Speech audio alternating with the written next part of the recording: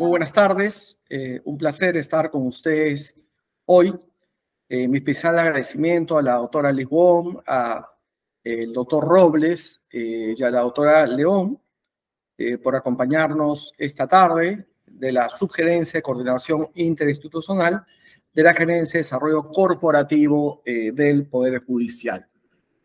Vamos a trabajar este tema, que es un tema interesante, que tiene que ver con el deber de diligencia, los derechos humanos y sostenibilidad empresarial desde el punto de vista, digamos, del sistema europeo. Ver cómo han avanzado o cómo están avanzando en el sistema europeo, ¿no? Entonces, lo primero que tenemos que decir es que, digamos, tenemos un nivel de globalización sin precedentes en la historia de la humanidad. Esto tiene que ver con el sistema financiero, esto tiene que ver con el sistema de las comunicaciones. Hoy estamos trabajando, hoy es un ejemplo a través de esta grabación que se puede ver en cualquier parte del mundo, digamos, lo que es la globalización. Pero eso es mucho más complejo, obviamente, ¿no? Anthony Giddens dice que así como hay un nivel de globalización muy fuerte en el mundo actualmente, también ha crecido, digamos, en el mundo un gran nivel de desigualdad, ¿no? Que es el mayor problema que actualmente está afrontando la sociedad mundial, ¿de acuerdo? Anthony Giddens, de London School of Economics, también dice lo siguiente, ¿no? Las corporaciones multinacionales, digamos, generaron importancia luego de la Segunda Guerra Mundial, ¿no? Los primeros años de la posguerra, sobre todo transnacionales de los Estados Unidos de América, comenzaron a expandirse por el mundo. Posteriormente lo hicieron en la década ya de los años 70, las multinacionales tanto europeas como japonesas, ¿no? Y estas multinacionales ya en la década de los 80 se expandieron, digamos, en diversos mercados, ¿no? El mercado asiático, digamos, el mercado sudamericano, el mercado africano, etcétera. Desde finales de la década de los 90, los países de otras áreas también han eliminado las restricciones a la inversión extranjera. Claro, hoy vivimos dentro de un mercado libre, una economía social de mercado en muchos países, y se abrieron las puertas. Se abrieron las puertas para generar un mercado más competitivo a nivel nacional. Recuerden que en el Perú teníamos grandes barreras arancelarias hasta la década de los 90. El consumidor no tenía muchas posibilidades de elegir. Hoy tenemos muchas posibilidades de elegir, pero también esta apertura, digamos, al mundo ha traído algunos inconvenientes y creo que esto hay que irlo solucionando de manera progresiva, ¿no? Otro tema que hay que agregar, que es que a finales del siglo XX en el mundo había pocas economías que estuvieran fuera del alcance de las multinacionales, ¿no? En los últimos años ha sido especialmente activas en la expansión de sus operaciones en los países en desarrollo, como he mencionado, y en antiguos países comunistas, ¿no? Los países comunistas también ya hace algunas pocas décadas ya se incorporaron a este mundo globalizado, ¿no? Pero que hay un concepto de mucha importancia, ¿no? Que tiene que ver con el deber de diligencia de las empresas. Y esto es una gran preocupación que tienen hoy, sobre todo, la comunidad europea. Me tocó estar en un curso, por eso me permití retrabajar este tema. Hoy en Ca' Foscari, en marzo de este año, ¿no? En Italia, y me encantó este tema, ¿no? Y eso, sobre todo, por el problema que hubo en el año 2022 con una empresa, también una transnacional, una multinacional, como es Repsol, y el problema que hubo, digamos, en el mar de Ventanilla, ¿no? Entonces, ese concepto del deber de diligencia es un concepto, digamos, que está acuñado, digamos, a nivel internacional, que tiene que ver con el esfuerzo de comprender el contexto del país donde las empresas realizan sus actividades y comprenden las cuestiones relacionadas con los derechos humanos en ese lugar. Es decir, la manera de visualizar históricamente los derechos humanos, sobre todo luego de la creación de Naciones Unidas en 1945, y la adopción de la Declaración Universal en diciembre de 1948 era básicamente una responsabilidad del Estado respecto a los derechos humanos, respecto a garantizar y promover los derechos humanos. Eso era, ¿no? Sin embargo, hoy ya estamos hablando de una responsabilidad también sobre el tema de los derechos humanos de las empresas. No voy a hablar de las empresas nacionales, no voy a hablar de las sociedades BIC, pero en este caso estoy hablando de las transnacionales y de las multinacionales, ¿no? Implica este deber de diligencia de las empresas, ¿no?, un diagnóstico de la práctica y políticas corporativas, un análisis objetivo de los efectos reales y potenciales de sus actividades para identificar cuestiones importantes con un enfoque de derechos humanos, ¿correcto? Adicionalmente, supone estimular, perpetuar o contribuir a violaciones de los derechos humanos a través de sus relaciones con sus actividades, ¿no? Hay que evitar eso, ¿no? Supone evitar, ¿no? Estimular, perpetuar o contribuir a la violación de derechos humanos, ¿no? Acá hay un tema muy importante, que es este informe, la representante especial del secretario general sobre cuestiones de derechos humanos y sociedades transnacionales, ¿no?, que es Ron Yuyé, ¿no? Él ha desarrollado este concepto, o han desarrollado este concepto dentro de las Naciones Unidas sobre el deber de diligencia de las empresas. Esta jurista española, Durán Ayago, Antonia Durán Ayago, desarrolla algunos conceptos muy importantes, ¿no? Por ejemplo, ¿cuál es la estructura de una multinacional? Primero tiene una sociedad matriz y tiene filiales. Sociedad matriz de la multinacional es aquella que ejerce el control directo o indirecto sobre una o varias sociedades, tiene domicilio en un país del norte del mundo, los países más desarrollados, los países más ricos, donde se toman decisiones sobre las operaciones de todo el grupo empresarial, obviamente donde estén. El control económico, financiero, administrativo lo ejercen directa o indirectamente otras sociedades subordinadas. Sobre las filiales de las multinacionales. Tienen personalidad jurídica independiente de la sociedad matriz. Tienen personalidad jurídica independiente de la sociedad matriz. Implica que tienen un nombre propio, obviamente la filial. Dirección y capacidad para contratar y organizar sus propias relaciones jurídicas. Su responsabilidad por violaciones de los derechos humanos y daños ambientales recae principalmente en el país en el que realizan su actividad, ¿no? El país en el que se consideran domiciliados, ¿no? Y producen los efectos perjudiciales y están sujetos, digamos, a los tribunales locales, a los tribunales nacionales, es decir, donde operan las filiales. Las filiales son independientes a la empresa matriz, pero dependen económicamente de ella. ¿Correcto? La empresa transnacional. Su sede social y control económico se realiza a través de un único estado, pero sus centros de producción están fuera del país. Generalmente países donde las condiciones de trabajo de los trabajadores son limitadas, o sea, como que se van a los países más pobres. Se generan violaciones de los derechos humanos y vulneración del medio ambiente. Como resultado de las actividades de estos grupos empresariales han sido el origen de vacíos de varios procesos legales contra estas empresas nacionales.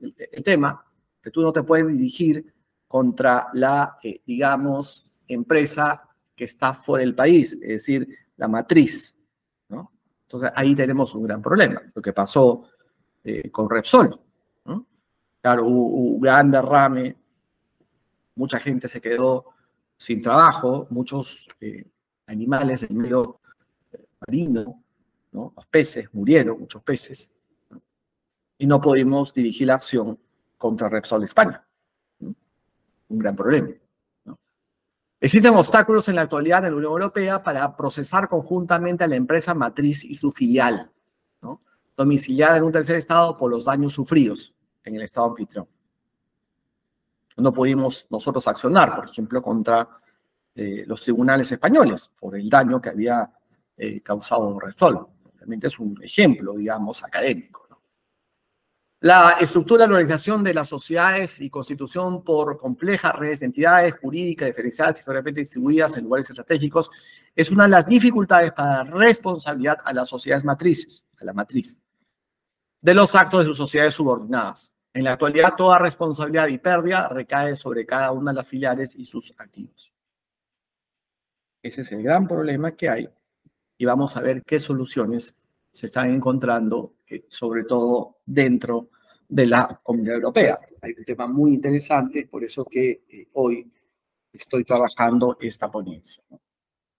Por ejemplo, y eso es un ejemplo de Antonia Durán, dice lo siguiente, ¿no? En septiembre del año 2012, voy a hablar sobre ahora los malos comportamientos, es decir, la falta, la debida diligencia de la empresa transnacional o multinacional, dice, ¿no? En septiembre de 2012 estalló un incendio en una fábrica de ropa en Karachi, en Pakistán, matando a 260 trabajadores. Ali Enterprise era propietaria de los locales y producía el 75% de materiales de la sociedad Kitz, que era de origen alemán, o que es de origen alemán. Los locales tenían las salidas de emergencia bloqueadas, las ventanas salidas, y solo contaba, fallecieron 260 trabajadores. En abril del año 2013, en Dhaka, Bangladesh, se derrumbó un edificio de 8 pisos llamado Rana Plaza. Causó este derrumbe la muerte de 1.129 personas, la mayoría de las cuales eran trabajadoras de ropa, de las principales marcas internacionales de moda, como Benetton, El Corte Inglés, Lombard, Primark y Walmart. Este edificio no era diseñado para producir.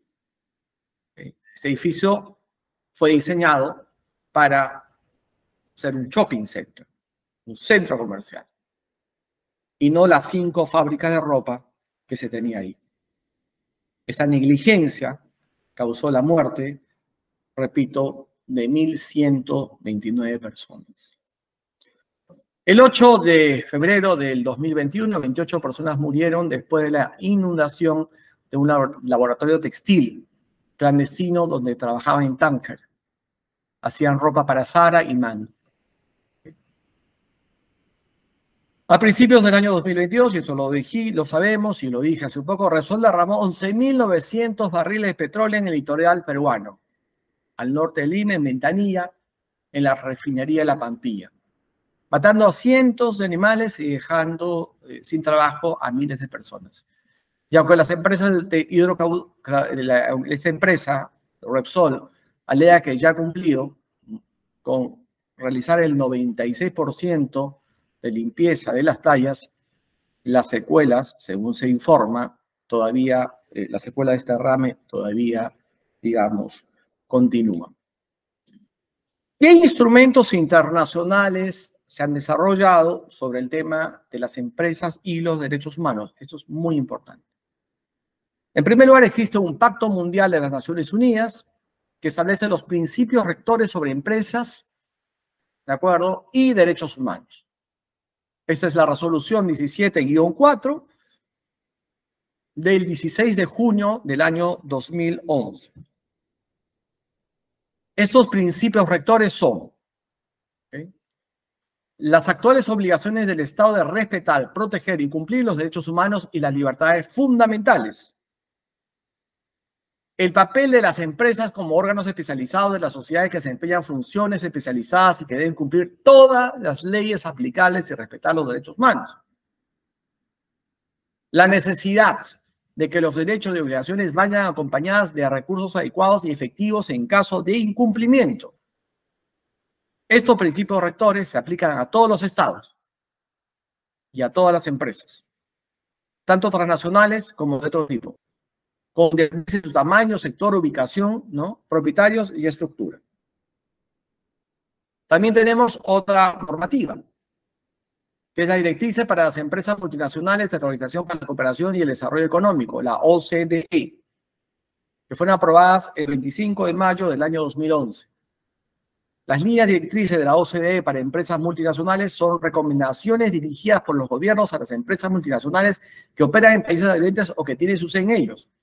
Contienen principios y normas no vinculantes para una conducta empresarial responsable dentro del contexto global, conformes con las leyes aplicables y las normas reconocidas internacionalmente. Las directrices constituyen el único código de conducta empresarial responsable, exhaustivo y acordado multilateralmente que los gobiernos se han comprometido a promover. Entonces, estas normas que hemos señalado, el Pacto Mundial de las Naciones Unidas sobre los principios rectores sobre empresas y derechos humanos, ¿ok? Y las directrices para las empresas multinacionales de la OCDE, ¿okay? Es la normativa que funciona a nivel de la Organización de las Naciones Unidas. Repito, es la directiva que funciona a nivel de la Organización de las Naciones Unidas. Pero, ¿qué está aconteciendo dentro del sistema europeo sobre la debida diligencia de las empresas? Esto es una investigación de esta profesora muy respetable, muy interesante, Antonia Durán Gallardo, a la cual ya he citado, ¿no? Que está promoviendo este tema desde la Universidad de Salamanca. Eso lo siente, miren, súper interesante. La Comisión Europea presentó el 23 de febrero del año 2022 una propuesta directiva sobre el deber de diligencia en el campo de la sostenibilidad empresarial. El deber de diligencia sobre el campo de la responsabilidad empresarial. Tiene como objetivo promover comportamientos empresariales sostenibles y responsables a lo largo de las cadenas de suministro globales, para las que se exigirá a las empresas que identifiquen y en su caso prevengan, aborden o mitiguen los efectos negativos de sus actividades en los derechos humanos, como el trabajo infantil, obviamente no el trabajo infantil con condiciones adecuadas, sino lo que vendría a ser child-labor, es decir, las peores formas de trabajo infantil, así como la explotación de los trabajadores o la explotación del medio ambiente. Cuando hablamos del medio ambiente, también hablamos de la contaminación o la pérdida de la biodiversidad. Repito, hablamos de la contaminación o la pérdida de la biodiversidad. Muy bien. Afirma que estas nuevas normas proporcionarán seguridad jurídica y condiciones de competencia justas para las empresas y que aportarán una mayor transparencia a los consumidores y a los inversores. La Comisión cree que las nuevas normas de la Unión Europea fomentarán la transición ecológica y protegerán los derechos humanos en Europa y en los países que no sean europeos, inclusive países como nuestro, como es el Perú. Hay un, digamos, investigador, también de la Universidad de Salamanca, Gálvez Delgado, ha hecho una tesis muy interesante, y habla sobre esta propuesta de la directiva sobre la diligencia debida de estas empresas en materia de sostenibilidad. Y él dice que constituye un importante avance para mejorar los estándares de protección de los derechos humanos desde las empresas, sobre todo si se compara con otras iniciativas que la Unión Europea había impulsado anteriormente y que no se había incorporado en una normativa consolidada. Este camino de la aprobación de esta directiva, digamos, no ha estado exento de cuestionamientos por parte de quienes consideran que no es suficientemente ambicioso y que posee importantes vacíos que ponen en riesgo su eficacia como efecto ocurre. Claro, pero de llegar a aprobarse, yo sí estoy convencido que se van a producir cambios muy importantes sobre la responsabilidad de las empresas que hemos hablado, que son las empresas multinacionales o las empresas transnacionales. según lo que me han comentado la doctora Antonia Durán Gallardo, ¿no? Esta directiva, esto ha sido este año, ¿de acuerdo? Está para aprobarse dentro de los próximos meses. Es decir, antes de finalizar, digamos, el presente año, 2023, que está todavía bajo la presidencia europea de España. Actualmente, la Comunidad Europea se encuentra bajo la presidencia de España. Ya se han presentado algunas propuestas, sugerencias, recomendaciones, enmiendas tanto por el Consejo Europeo como por el Parlamento Europeo, ¿no? Y para concluir, ¿por qué es importante este proyecto de directiva que hemos comentado, ¿no?, en la Unión Europea? Porque si hubiese una empresa transnacional o multinacional que, digamos, genere algún daño ambiental, como lo hizo Repsol, o una violación de derechos humanos, sobre todo derechos de los trabajadores, ¿no? ¿De acuerdo? Que a través de sus filiales, que son personas jurídicas distintas, como hemos señalado, cometan, digamos, una violación a estos derechos fundamentales, derechos humanos, derechos a vivir en un ambiente sano y ecológicamente equilibrado, el proyecto de vida de las personas, ¿no?, se podrá agotar, se podrá, digamos, acceder a un tribunal del país de origen, sea francés, sea alemán, sea italiano. Bueno, los ingleses se fueron de la Comunidad Europea, pero existen muchos países que tienen empresas transnacionales alrededor del mundo. Entonces, este tema, esperemos que este año se apruebe la directiva.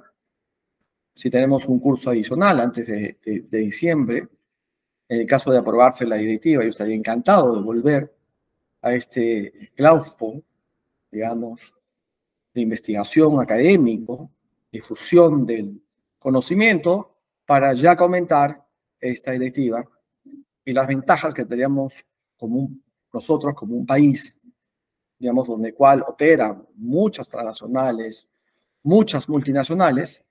En el caso de una vulneración a un derecho fundamental, a un derecho humano, podamos acudir a un tribunal, de acuerdo, de ese país, ¿no?, para que podamos reclamar nuestros derechos. Y claro, ¿no?, de esta manera, no la filial, sino la empresa matriz se estaría afectando. Entonces, de aprobarse esta directiva, obviamente las empresas matrices de las transnacionales, de las multinacionales, tomarían todas las medidas para no perjudicar los derechos de cientos de miles de seres humanos en los países menos desarrollados donde ellos vienen operando. Entonces, me parece un gran avance entender que no solamente los derechos humanos es una responsabilidad de los estados, sino que hoy los derechos humanos ya tienen que ver con una responsabilidad de las empresas. Dios quiera que próximamente esta directiva pueda aprobarse en el Parlamento Europeo y tengamos una norma de suma importancia que permitirá hacer justicia en el mundo. Muchas gracias.